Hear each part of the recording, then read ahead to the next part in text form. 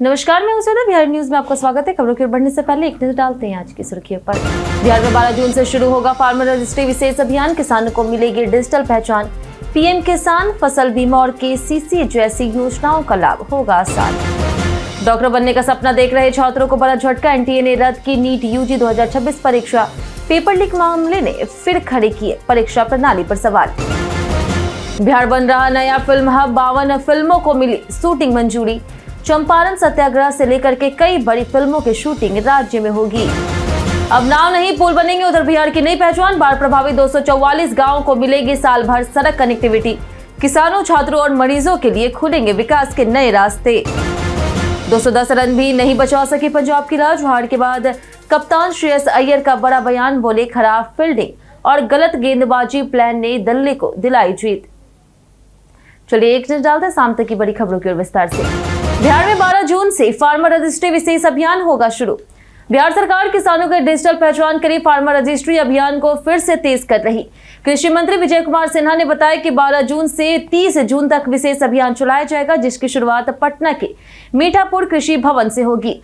अब तक 47 लाख से अधिक फार्मर आईडी बनाई जा चुकी है। यह डिजिटल पहचान पीएम किसान, फसल बीमा, केसीसी और अन्य योजनाओं का लाभ आसान बनाएगी। किसान आधार, मोबाइल और जमाबंदी के जरिए पंजीकरण कर सकते। सरकार का लक्ष्य सभी किसानों को डिजिटल प्लेटफॉर्म से जोड़ना है। नीट यूजी 2026 रद्द। लाखों छात्रों को लगा बड़ा झटका। नीट यूजी 2026 में शामिल 22.79 लाख छात्रों को बड़ा झटका लगा। नेशनल टेस्टिंग एजेंसी ने प्रश्न पत्र लीक मामले के कारण 3 मई को हुई परीक्षा रद्द कर दिया। बिहार से इस बार सबसे अधिक अभ्यर्थियों ने आवेदन किया और राज्य के 35 जिलों में 142 केंद्रों पर परीक्षा आयोजित की गई थी। प्रदेश के सरकारी और निजी मेडिकल कॉलेजों की करीब 2680 एमबीबीएस सीटों पर दाखिले होने थे। परीक्षा अच्छी जाने वाले छात्रों में फैसले से भारी निराशा है। अब छात्र एनटीए के अगले निर्णय और नई परीक्षा तिथि का इंतजार कर रहे हैं। बिहार में फिल्म शूटिंग का नया दौर। 52 फिल्मों को मिली मंजूरी। बिहार सरकार की नई फिल्म नीति का असर राज्य में स्पष्ट दिखने लगा है। बिहार राज्य फिल्म वित्त निगम के अनुसार अब तक 52 फिल्मों को शूटिंग की अनुमति दी जा चुकी है, जिनमें से 48 की शूटिंग विभिन्न स्थानों पर पूरी हो चुकी। चंपारण सत्याग्रह, ओ माई डॉग, संगतिया और लाइफ लीला जैसी फिल्मों की शूटिंग भी बिहार में हुई। फिल्म पोर्टल biharfilm.web.app के जरिए शूटिंग स्थलों और टेक्नीशियनों की जानकारी उपलब्ध कराई जा रही। 50 से 75% शूटिंग पर अनुदान का प्रावधान है, जिससे फिल्म निर्माताओं को सब्सिडी का लाभ मिलेगा और राज्य फिल्म हब बन रहा। नाव से नहीं, अब पुल से जुड़ेंगे उत्तर बिहार के गांव। बिहार के बाढ़ प्रभावित उत्तर बिहार में 244 पुलों का निर्माण तेजी से किया जा रहा है, जिससे गांव की तस्वीर बदलने वाली है। कोसी, गंडक, कमला और बागमती नदियों के कारण हर साल कई गांव कट जाते थे और लोगों को नाव पर निर्भर रहना पड़ता था। मुख्यमंत्री ग्रामीण सेतु योजना के तहत पूर्वी चंपारण, दरभंगा, सीतामढ़ी, मधुबनी और समस्तीपुर जैसे जिलों में पुल बनाए जा रहे हैं।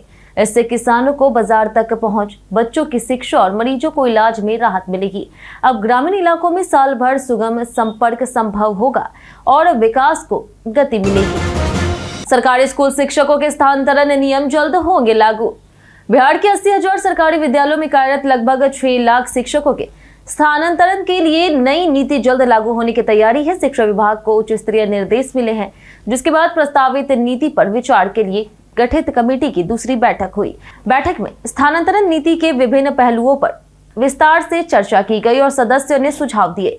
20 मार्च को गठित इस कमेटी में शिक्षा विभाग के वरिष्ठ अधिकारी शामिल हैं। कमेटी जल्द ही ड्राफ्ट तैयार कर विभाग को सौंपेगी, जिससे शिक्षकों के स्थानांतरण दौरान स्कूल में संतुलन सुनिश्चित किया जा सकेगा। नीलांचल पर्वत पर मां कामाख्या के दरबार पहुंचे सीएम सम्राट। असम के मुख्यमंत्री के शपथ ग्रहण समारोह में शामिल होने के लिए बिहार के मुख्यमंत्री सम्राट चौधरी असम पहुंचे। इससे पहले उन्होंने नीलांचल पर्वत स्थित प्रसिद्ध शक्तिपीठ मां कामाख्या मंदिर में दर्शन पूजन किया और सभी के सुख, शांति और समृद्धि की कामना की। उन्होंने यह तस्वीरें अपने एक्स हैंडल पर भी साझा की। सीएम सोमवार को असम के लिए रवाना हुए थे और वे कई राजनीतिक कार्यक्रमों में शामिल हो रहे। शपथ ग्रहण में भाजपा नेताओं सहित कई राज्यों के मुख्यमंत्री भी मौजूद रहेंगे। आंधी बारिश के बाद पटना जू आज से फिर खुला। पटना में तेज आंधी और बारिश से हुए नुकसान के बाद बंद किया गया पटना जू आज से आम लोगों के लिए खोल दिया गया। आंधी के दौरान कई पेड़ उखड़ गए थे, झूले और अन्य संरचनाएं क्षतिग्रस्त हो गई थी, जिसके बाद सुरक्षा कारणों से इसे बंद किया गया। सोमवार तक सफाई और मरम्मत कार्य पूरा कर लिया गया है। वहीं बापू टावर में हुए नुकसान के चलते उसे 3 दिनों के लिए बंद रखा गया है और अब बुधवार से इसे दर्शकों के लिए दोबारा खोल दिया जाएगा। दोनों स्थानों पर सुरक्षा बहाल कर दी गई है। बिहार की पंचायतों ने पोषण पखवाड़ा में देश में टॉप किया। बिहार के आंगनवाड़ी केंद्र पर पोषण पखवाड़ा के दौरान खिलौना दान अभियान एक प्रेरक आंदोलन बन गया। इसका उद्देश्य बच्चों के लिए आंगनबाड़ी केंद्रों को अधिक बाल अनुकूल और सीखने योग्य बनाना है, ताकि वे खेल खेल में मानसिक, सामाजिक और रचनात्मक विकास कर सके। यह पहल पंचायती राज विभाग और C3 संस्था द्वारा संचालित की जा रही। इसमें महिला जनप्रतिनिधि और पंचायत प्रतिनिधियों ने सक्रिय भागीदारी निभाई। बिहार की पंचायतों ने पोषण पखवाड़ा 2026 में देश में शीर्ष स्थान हासिल किया और लाखों गतिविधियों का आयोजन किया, जिससे समुदाय आधारित विकास मजबूती मिली। भोजपुरी हाट बनेगा बिहार का दूसरा सबसे बड़ा पारंपरिक हाट। इंद्रपुरी बराज के पास सोन नदी किनारे 25 करोड़ 98 लाख रुपए की लागत से भोजपुरी हाट का निर्माण तेजी से जारी है, जिसे जनवरी 2027 तक पूरा करने का लक्ष्य है। 10 एकड़ क्षेत्र में बन रहा यह हाट मिथिला हाट के बाद बिहार का दूसरा सबसे बड़ा पारंपरिक हाट होगा। इसमें भोजपुरी कला, संस्कृति, हस्तशिल्प, खान पान और लोक संगीत को बढ़ावा मिलेगा। Open air theatre, food court, park और बोटिंग जैसी सुविधाएं भी विकसित की जाएगी। इस परियोजना से स्थानीय कारीगरों और युवाओं को रोजगार मिलेगा और पर्यटन को नई गति मिलेगी। बिहार के वरिष्ठ नेता बागी कुमार वर्मा का निधन। बिहार के पूर्व मंत्री और आरजेडी के वरिष्ठ नेता बागी कुमार वर्मा का निधन दिल्ली स्थित एम्स में इलाज के दौरान सोमवार देर रात लगभग 12:40 में हो गया। वे पूर्व केंद्रीय मंत्री उपेंद्र नाथ वर्मा के पुत्र थे और 3 बार विधायक रह चुके थे। उन्होंने मखदुमपुर और कुर्था विधानसभा सीटों का प्रतिनिधित्व किया था तथा लालू सरकार में मंत्री भी रहे। 2019 में जदयू छोड़कर के वे आरजेडी में लौटे और 2020 में कुर्था से विधायक बने। उनके निधन से बिहार की राजनीति, खास करके मगध क्षेत्र में शोक की लहर है। मुख्यमंत्री सहित कई नेताओं ने श्रद्धांजलि दी। भोजपुर बक्सर एमएलसी चुनाव में मतदान के बीच हंगामा। भोजपुर बक्सर विधान परिषद उपचुनाव के दौरान भोजपुर के 14 मतदान केंद्रों पर कड़ी सुरक्षा के बीच मतदान शुरू हुआ। आरा सदर प्रखंड कार्यालय स्थित केंद्र पर उस समय हंगामा हो गया जब राजद प्रत्याशी सोनू कुमार ने मजिस्ट्रेट पर एनडीए पक्ष में मतदान कराने का आरोप लगाया। इसके बाद समर्थकों और मजिस्ट्रेट के बीच नोकझोंक और धक्का मुक्की हुई, जिसका वीडियो भी वायरल हुआ। पुलिस ने स्थिति को नियंत्रित कर मतदान जारी रखा। चुनाव में एनडीए और राजद के बीच मुख्य मुकाबला है। सुरक्षा के लिए भारी पुलिस बल और दंडाधिकारी तैनात किए गए हैं।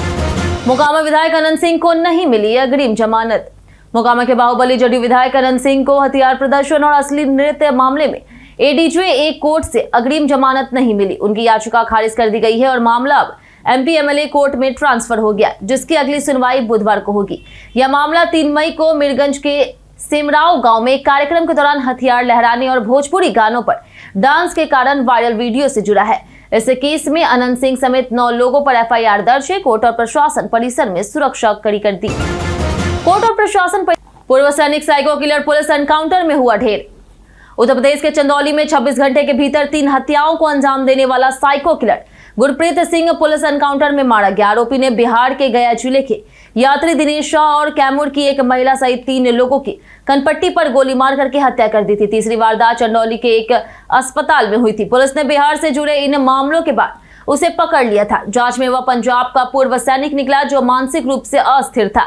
एनकाउंटर में वह पुलिस फायरिंग से ढेर हो गया। तेजस्वी यादव ने पीएम मोदी और शिक्षा मंत्री पर साधा निशाना।